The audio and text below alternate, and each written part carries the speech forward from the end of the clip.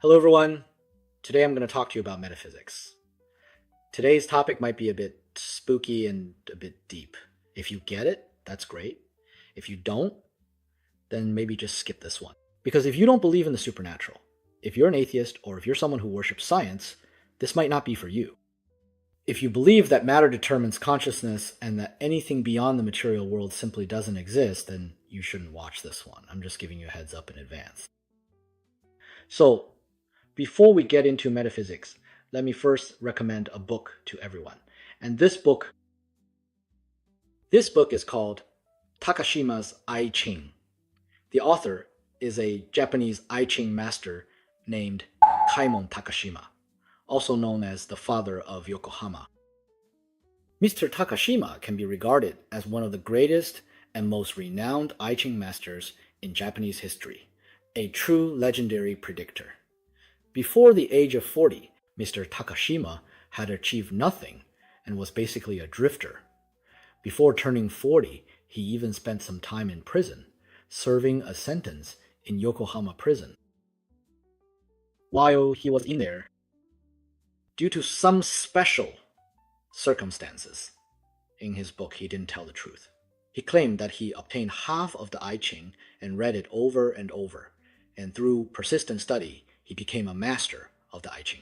But whenever something seems odd, there must be something fishy. It's always a lie. So even Mr. Takashima couldn't escape this pattern. Why didn't he tell the truth? Because if he told you the truth, 95% of people's IQs are not online. 98% or even 99% of people aren't even mentally present.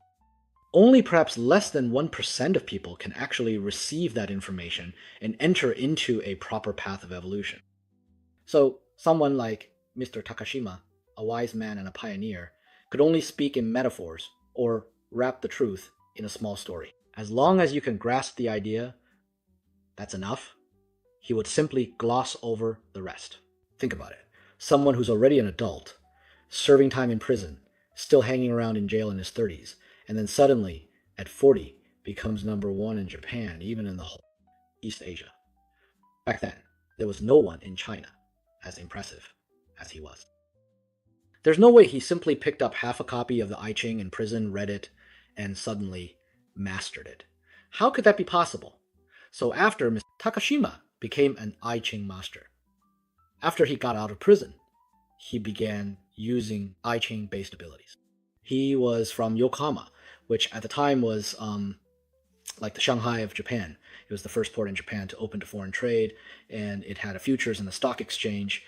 That's where Takashima put his I Ching skills to use. Which one would rise and which would fall, and quickly became the richest man in Japan at the time. Even today in Yokohama, you can still see Takashimaya. Takashimaya is the business founded by Mr. Takashima. In the end, Mr. Takashima built a vast commercial empire, and that empire was called Takashimaya. On the top floor of his Takashimaya building, there was a very unique temple. It was just like those Hollywood movies, Japanese architecture, with a particularly fashionable, very stylish temple on top. Inside, there were all sorts of Japanese things. Mr. Takashima carved his own spirit tablet on there. As you know, spirit tablets are usually made for the deceased. But while he was still alive, he had his own tablet carved. It had his date of birth and the date of death, but that day hadn't come yet. While he was still alive, Mr. Takashima had his own spirit tablet prepared. He had the dates of his birth and death carved in advance, and then he covered up the date of his death so that no one could see it. Later, when that day finally came and he passed away, everyone revealed the date. It was that very day. So he was already someone who had achieved spiritual enlightenment. So how did Mr. Takashima learn this? And how did he achieve spiritual enlightenment? There is a line written in this book, and this line is called a heavenly secret. He puts it this way in his preface. He says, "The essence of the I Ching and this traditional culture can only be mastered by a very small number of people, those with extraordinary innate abilities and the highest moral character." It's just like the modern knowledge of firearms in the West. You can only let civilized people use it. You must never hand a pistol to a young, inexperienced boy, because if you ask him to use the gun to play with it, he will definitely hurt himself or others. So this kind of extraordinary ability can only be held by a very small number of people with high moral character and profound knowledge. That's one of his statement. Next, he said, the process of acquiring this kind of extraordinary ability, when I first began studying the I Ching, it worked sometimes and failed other times. There were moments when my divinations were incredibly accurate, and other times when they were completely off. It wasn't until one day that I suddenly grasped the following sentence, and from that point on, it worked every single time. Through absolute sincerity, anyone can communicate with the divine. This one sentence sums it all up. The rest is all lies, just little fibs to fool everyone. This sentence is the core. If a person is truly sincere, they can communicate with the divine. What does it mean to communicate with the divine? This divine is not imaginary, not an illusion, not some ideology or philosophy. This divine refers to a spiritual being that exists in higher dimensions.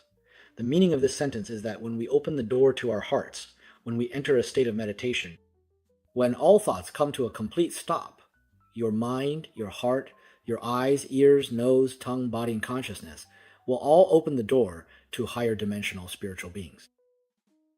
At this moment, the spiritual beings that are connected to you by fate will establish a link with you. It's a bit like the big braid in Avatar. Just like connecting to the mother tree, you become linked. That's why it's best for people with high moral character and profound knowledge to use this ability. Because in the world of spiritual beings, there are also various levels and hierarchies. There are evil spirits. There are benevolent spirits, high-level spirits, low-level spirits, and even spirits of animals that have gained spiritual power. If your education or cultivation is not enough, you might easily connect with a weasel or a fox spirit. Not to say that these lower-level spirits are necessarily bad, but their level and cultivation haven't even reached human being. So they are very likely to lead you astray or off track. They also don't bring you much real benefit, aside from maybe getting you some local followers who offer cigarettes, alcohol, tea, and snacks. Other than that, they don't do anything for your personal cultivation or spiritual practice. That's why a lot of people interested in metaphysics say, Lao Wang, when I look at your face, I can see there's something behind you. You're right, there is something behind me, but I haven't let them come yet. Why haven't I opened that door? Because to be honest, my cultivation and my virtue aren't yet noble enough to invite them in. Only when I reach the highest level, that radiant, enlightened state, will I open up and welcome them. So, starting from zero and dabbling in the supernatural, don't feel bad about it. I'm telling the truth. In China, our land, across our vast 9.6 million square kilometers of land, on average, there's a spirit or entity possessing someone about every 25 kilometers. That's why in rural areas, you often see many people who can see things, all kinds of spirits, foxes, weasels, hedgehogs, snakes, and mice. But you'll notice a common trait. What is it? Any spirit that can possess a human and act as a medium, these so-called chuma, they're all burrowing animals. You've almost never seen a rooster spirit possess someone. It's usually a weasel or something similar that attaches to a person. Why is that? That's because only burrowing animals can find the intersection points of heaven and earth energy. The essence of heaven and earth, together with the forces of the sun and moon, forms energy-dense intersection points deep within the ground. When an animal digs its way to one of these intersection points, it feels extremely comfortable. It stops eating, lies dormant there without moving, and absorbs the spiritual energy and essence of heaven, earth, sun, and moon. As time goes on, it's a bit like being exposed to microwave radiation. The frequency with which it goes out to forage becomes lower and lower, and it increasingly tends toward a meditative state. Until one day, its animal spirit will reach the advanced state I mentioned earlier. It can even master the I Ching without being taught, able to predict events, because it is no longer bound by the constraints of three-dimensional space and time, locally. At this point, it will search within a range not too far from itself, about 1 kilometer or 500 meters, for a human body in society that is at a higher level than itself, to which it can attach. Essentially, its software wants to copy itself onto your hardware. You'll notice another characteristic. Those immortal masters are basically never well-educated people. Those who are educated, like college graduates, almost never get possessed because your firewall is too strong. You are a big firewall. So, who has the weakest firewall? Either it's someone who is already gravely ill, on the verge of death, with their yang energy on their shoulders and forehead growing weaker and weaker. At this point, it's easy for it to invade you. Another group is people without education, those who can barely read a word. Wang Baoqiang starred in a movie called Mr. Tree. He was the biggest loser in the village, didn't understand anything, but after being possessed by this thing, he suddenly gained the ability to see things. He became really popular in the surrounding villages, smoking cigarettes, wearing a little suit, and telling people their fortunes. Even the mine owners would come to him, asking if they could make money, which direction was auspicious or inauspicious, who could be trusted and who couldn't. He just knew all these things. This is all because of being possessed by animal spirits. When a person has gone to college and has acquired modern scientific and physical knowledge, can they still connect with these spiritual entities? Just like what I mentioned earlier. Yes, you can. And the level you connect with is usually higher. Plus, you have more initiative. You won't be completely controlled by those things. This process is a long-term game, and is also what's called the process of cultivation. Why do you need a master to guide you? Very few people are self-taught in this field. Having a master to guide you is to prevent you from getting stuck and being unable to get out. After connecting with it, if you get lost in that world, you become like an avatar. Take that little girl in Avatar, the human-Na'vi hybrid. When she entered the Na'vi's mother world, she rolled her eyes, foamed at the mouth, and convulsed. She just couldn't come back out. This is because the spiritual entity is too powerful. And when it pours its information into you all at once, your brain just can't handle it, and you can't pull yourself out. That's why the role of a human spiritual master is to help you keep things under control. In shamanism, for example, the old shaman will bite the young shaman to wake them up, or spit a mouthful of blood to snap them out of it. It's the same principle. This kind of thing exists widely across all human civilizations. It's not just in China, and certainly not just in Hainan. From Europe to Africa, from China to Mongolia, and even in South America, it's everywhere. Primitive shamanism is the connection between higher dimensional spiritual entities and the human body, as well as their mutual interference and communication. This is the material and scientific basis for the emergence of early religion and early forms of religious worship. Once you understand this, you'll know that. After a person dies, their soul, just like an animal spirit, will drift out. It doesn't just disappear immediately. Unless a high-energy lightning strike hits the person and burns it up instantly, destroying the data. Otherwise, this software can be extracted. So your next question might be, after this software is extracted, can it attach itself to one of the types of people I just mentioned, either those with lower intelligence or those who are physically weaker? Can it have the same effect as an animal spirit possessing someone? The answer is yes. This is something we often see, and in China, there's a saying for it. It's called hysteria.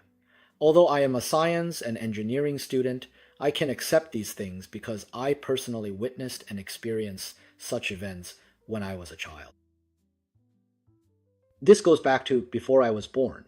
My mother was an early student at Hebei University, and as a university student, she had to go to the army for further education. My mom went to my dad's army unit, and that's where the two of them met and got married. In my mom's university company, there was a female soldier from Beijing, a female university student from Beijing. Her family were capitalists, so she was all alone, with no one to rely on. Her parents had either passed away or fled, so she was the only one left attending university in Beijing. She also joined the university company. She was in the same company as my mom. One time, they went out to do some labor using a big army truck. When the truck was reversing, it knocked over an electric pole. After the pole fell, it landed right on this female classmate's head and killed her instantly. After she was killed, her body was cremated, but there was nowhere to place the urn with her ashes. They waited for her family to come and collect the ashes, so the urn was kept at the unit the whole time. The unit was not going anywhere, but the soldiers kept rotating in and out, and eventually the urn was forgotten. Since she had no family, no one ever came to claim it. She probably passed away around 1970, and in the end, her urn was placed in a warehouse. All the warehouses in that unit were built by the former Soviet Union with roofs that were not flat but had steep gabled peaks. Gabled roofs. Between the roof and the ceiling, there was a large triangular space, a big open area. They often stored miscellaneous items in there, and his urn ended up being placed together with a lot of other odds and ends, set on the warehouse's beams. No one knew about it, because the old soldiers had retired. When new recruits came in, no one mentioned this matter. Many years passed. How many years? By the time I was in kindergarten, around 4 or 5 years old, which was about 1980, so about 10 years had gone by, no one remembered this at all. That warehouse was converted into a temporary family dormitory for military families. My little friend, his name is Gao Hongpo, and his family moved into that place. Into that small house, that warehouse. One morning, his mother woke up and opened her eyes. Her accent had completely changed. His mother was from Tangshan. But as soon as she spoke, it was in a perfect Beijing dialect. She said, "My name is Bala Bala Bala. I'm so cold and hungry." And said her background. What she said was exactly the same as what my mom's university company's friend used to say. She only recognized those old friends and classmates from the university company, and didn't recognize anyone else, not even her own son and daughter. She knows my mom, and she also knows my dad, because they were classmates in college. She knows both of them, and they said she really scared my mom. They were all officers in the People's Liberation Army. My dad was an officer in the People's Liberation Army, and my mom was a teacher, a middle school teacher. None of them believed in this kind of thing, but they were completely shocked, totally dumbfounded. How did I know about this? Because before Gao Hongpo's mom developed hysteria, she was a temporary teacher at the kindergarten of our 193rd Division. Since she was a military spouse, the unit arranged for her to work as a kindergarten teacher. She took care of the kids. Gao Hongpo was also my classmate in kindergarten, so Gao Hongpo ended up homeless. His mother was sent to the hospital, getting IV drips and injections all day, going crazy, and his father had to stay with her at the hospital. Gao Hongpo stayed at our house, and I was actually quite happy about it because he was the same age as me, so I had a playmate. My mom was really funny. She asked Gao Hongpo, "When did you first notice your mom was sick?" He said, "Oh, that morning when my mom woke up and opened her eyes, she became a different person." My mom asked, "So what kind of person did she become?" "I don't know. She just didn't recognize me anymore." She asked, "Little boy, what's your name? How old are you?" She asked me, and she even asked my older sister. She didn't recognize my dad either. When my dad came over to hold her down, she started fighting with him. This is a true story, 100% true story. Did she get better afterwards? Of course she did. The hospital treated it as malnutrition, keeping her on IVs and nutritional support day after day. And after a while, her immune system improved, and that thing left her. Then they went up to the beam in the house to look, because the woman said her urn was on the beam. She said She lived upstairs in their house. Then they pried it open, and it really was there, really there, covered with a piece of cloth. The PLA soldiers quickly took the urn away and buried it. They found a cemetery in Shuanhua. At that time, the place was called Shuanhua, and buried it there. And that was the end of the matter. There's just no way to explain this.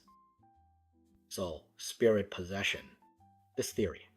Has this theory ever been consciously and scientifically used in the course of human development? Yes, but I can only say little. I have to cover my mouth and can't say more, because it would provoke strong dissatisfaction among religious people. The earliest, somewhere on the snowy plateau, before a high monk on the snowy plateau attains enlightenment and becomes a Buddha, just before reaching that final step, like being about to graduate from university but not quite there yet when their lifespan is almost up, they can force their own spirit out and attach it to the body of a newborn whose soul frequency matches theirs. This is how they reincarnate. This technique is called duo shou, spirit usurpation. When I learned about this, it was around 2008. I searched it on Baidu. Back then, there wasn't even an entry for duo shou as a keyword on Baidu, but now there is. Nowadays, with the popularity of fantasy literature, everyone can look into duo shou. People in the Central Plains have long known about duo shou, but the high monks and Taoist masters here are unwilling to practice it, because duo shou goes against the laws of nature. We still have some principles, so we don't practice duo shou. But when it comes to duo shou in the Central Plains, there's a case, and that case is Tiguai Li. Tiguai Li reached a level of cultivation where his soul could leave his body. When he was traveling across the universe, his physical body had no breath or pulse while it was next to his disciple. He would be gone for several days at a time. His disciple was supposed to watch over his physical body, but something came up and the disciple left. As a result, his body was cremated by some well-meaning neighbors. When he returned, he exclaimed, "Where's my body?" and couldn't find it. In the end, he found a beggar who had just died by the riverbank and possessed that body. Originally, he was a handsome young man, but after possessing the beggar's body, he became the figure known as Tiguai Li. The beggar was filthy and even had a lame leg, but he didn't care anymore because he had already become a higher level being. So his physical body was something he could change at will, and that's why he continued to appear to people in this form. These highly knowledgeable cultivators would actively force their souls out of their bodies and travel the universe. Another famous example is from the Royal Swedish Academy of Sciences. If you're interested, you can look up his name, Emanuel Swedenborg. He's not that far away from our time, and his status was that of a very prominent scientist. He also possessed this ability. He could force his soul out as well, to travel through even more worlds. What Lao Wang is talking about may sound like supernatural tales, but actually, you can connect them all with a single thread. I hope that Lao Wang's experiences with cultivation can inspire everyone. Some reflections, so that once you know about these things, you won't want to do bad things anymore, nor will you want to do short-sighted things. Because if you do short-sighted things, there will be consequences. There will be reincarnation. Some people say, "Hey, what reincarnation are you talking about?" That guy who weighs 200 even killed the prime minister, and you do not see any reincarnation happening to him. But do not be impatient. Do not be impatient. I have said this many times. He came with a mission. 95% are corrupt lost in their own mess. When a system sinks into decay, isn't it inevitable that some force is allowed to step in and clear it out? That's why the only real solution is for individuals to raise their own level, to move into a higher dimension. Once you do that, what once felt strange or terrifying simply stops working, it collapses on its own. So you don't need to say that I'm just simply protesting. This doesn't exist. When the day comes that you're about to be finished, then it will exist. Let me insert a little story here. Before I immigrated, I used to ponder over this matter all the time, and I found it quite interesting. There was someone. In Xinjiang, Hainan, he's still in Xinjiang now. He could be called the richest man there. This boss's surname is Sung, and he's in the dyeing and printing industry. I won't mention his full name because he's still very active. Right now, he's a member of the National Youth Federation. He looks really old, like an uncle. I was a bit surprised when he said he was a member of the National Youth Federation. When he was in his 20s, he was in a car accident. 4 people in the car died. He was the only one who survived. There were 5 people in the car. He lay in the hospital for 3 whole days and nights. He woke up after that. But he wasn't idle during those 3 days and nights. He discussed this experience with many people whom he considered to be on a higher level than him, but not a single person could give him an answer. After he met me in Luoyang, he very seriously, after finishing his meal, made sure everyone else was out of the way and said, "Mr. Wang, I can tell you're not an ordinary person. Can you take a look at what happened to me?" Then he told me how his car rolled down the mountain back then. All 4 people in the car died, and he made a round trip to the gates of hell and came back. He said, during this process, I didn't feel like it was 3 days and 3 nights. I felt like it was only about 10 or 20 minutes that I was walking on a road, feeling desolate and miserable. There were 2 people in front of me leading the way, and I remember very clearly that the moon was hanging in the sky. It was a big full moon, and we kept walking along a mountain path. At the end of the mountain path was a big mansion. The door opened, and inside there was an old lady waiting. The 2 people who brought me there said, "We've brought the person." The old lady took one look and said, "Oh no, you've brought the wrong person. Hurry, take him back." Then I woke up. He said, "Even now, I still remember what those 2 people looked like. One of them had a small mustache. And I still remember what the old lady looked like. I still remember that round moon in that house, but I have no idea what it was all about." I said, "Mr. Zhang, those 2 people are called Yin Chai, the underworld messengers. They're also known as black and white impermanence. Those 2 people are modern. They're keeping up with the times. Actually, those 2 aren't made up. They're just people from somewhere who are sleeping. They're real people." I said, "Let me ask you a detail. What were those 2 wearing? Can you tell me?" He said, "Suits." I said, "Mr. Zhang, you must be an atheist." He said, "How did you know?" I really am an atheist. Even after experiencing this, I still don't believe in Buddhism. I said, "That's right.